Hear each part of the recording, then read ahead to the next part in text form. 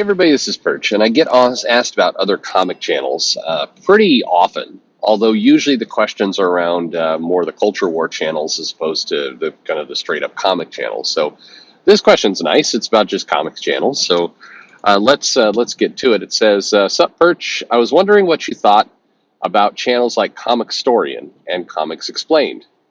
For the last few years, they have been called the Walmart greeters of comics. I haven't heard that term before, although I can kind of see that. But have you actually met anyone who got into comics because of channels like this? I have not, but we'll get to it in a minute. What do you think of people who say that channels like theirs actually harm the industry? Appreciate the read and answer. P.S. I'm with you on Arby's. I actively avoid it. Good for you. Good, solid life choice there. Um, okay. So here's my perspective on. I don't think they're harmful. That said, there have been comments about reading the comics basically via YouTube, where all the pages are shown and maybe some of the words are blanked out or whatever. It's a style. I mean, everybody can do their own bits. I've done bits and I've abandoned bits and done other bits. I mean, it's a bit. I think that the argument that's been put forth is that these channels will spoil the comic or people won't go and buy it because of what's going on there.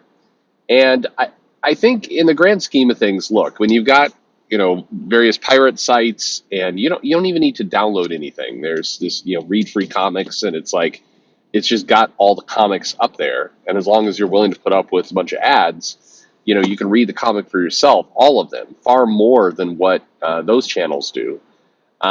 Just they're just up there. So I think there's easier ways to read comics, and many of those sites are searchable in Google. So I mean, to the point where I have to I'll grab art for the videos, and I have to be at least a little cautious because I don't like to promote the those sites, and I don't like to put their their watermarked kind of images up. But it's happened from time. I've been able to avoid it, but I definitely have drug art into, from just Google image search. And then as I'm getting ready to render the video, I'm like, oh, wait a minute, that's there's a watermark on that image. I'll take that out, put a different one in. So, I mean, it's omnipresent. So the idea to say, that these channels that are kind of reading you the comic are causing great harm to the industry, it's like, you have to ignore all these other far more prevalent sites doing it, just putting the comic up there for free illegally. I think that's a stretch, I guess, is my point.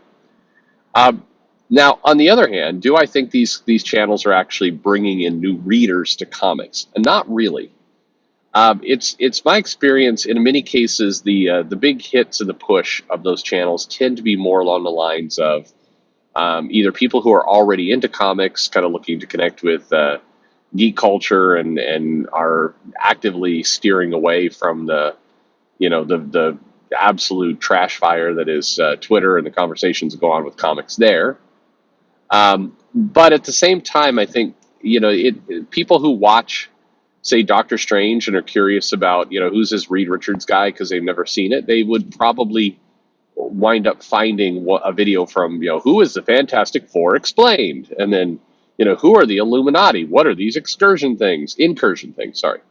I think that they'll find these videos and they'll watch them, but I don't think it steers people to comics. I don't think they read them and go, oh wow, I guess I should go pick up that book. I may be wrong about this, and I'm only saying it kind of anecdotally that at no point during running the shop did somebody come in and say, oh yeah, Comics Explained was talking about this, and I thought, gosh darn it, today is a day I'm gonna start reading comics. So I came here to the comic store right away and and helped. I have a hard time buying that flow of behavior, but it could happen. I doubt it does much.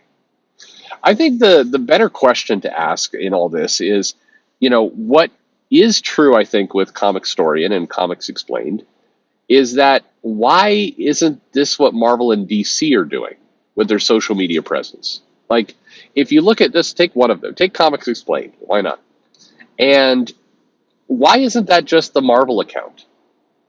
And they're doing that kind of format, those kind of things for Marvel, because what strikes me is those sites are, those channels are decent marketing, and in many cases they're, and I don't mean anything negative, but it's going to sound negative. What I'm about to say, they're shill marketing to some extent. They tend to be very positive. They'll point out like, yeah, the Chuck Austin run was kind of goofy, but they're very careful not to wade into any kind of like, they're not going to insult comics. They're not true critics in that regard. They're definitely being more positive about everything.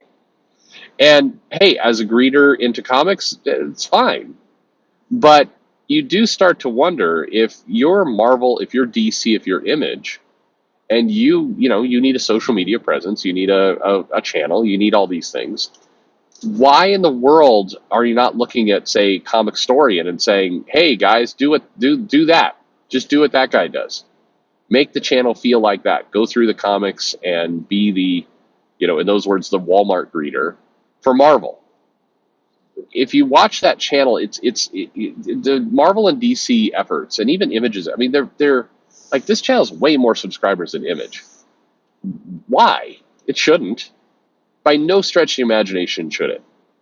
So why can't Marvel and DC or Image or these other companies?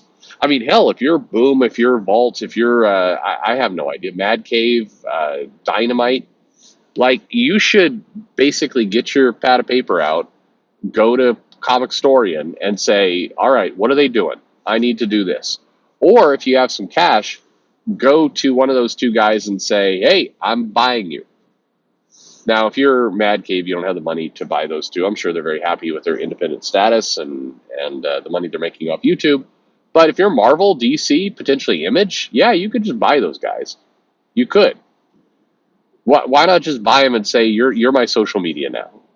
Why screw around with your own when it's so terrible in a lot of cases? So I think I like that phrase, as the Walmart greeter to comics. Yeah, I think they do a good job there. I think they're fulfilling their purpose, and I think that it's fine.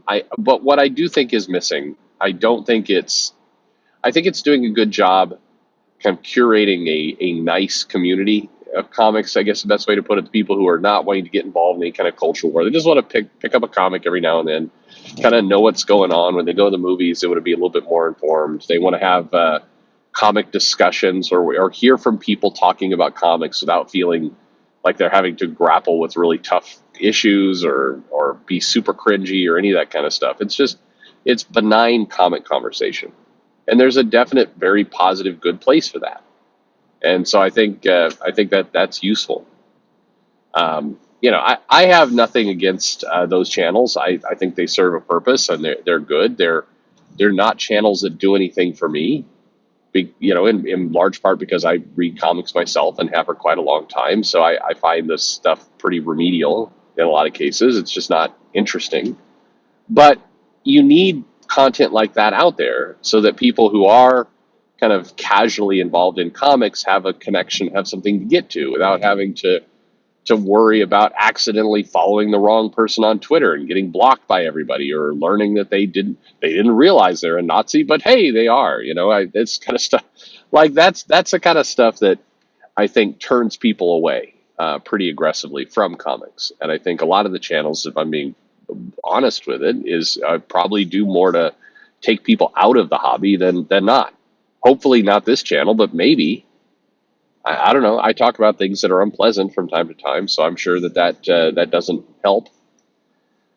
So I think they serve a good purpose. I don't think they're net harmful. I think the arguments that they're stealing comics and putting it up and taking money out, I just think you have to believe a lot of things to get there, and I don't buy it.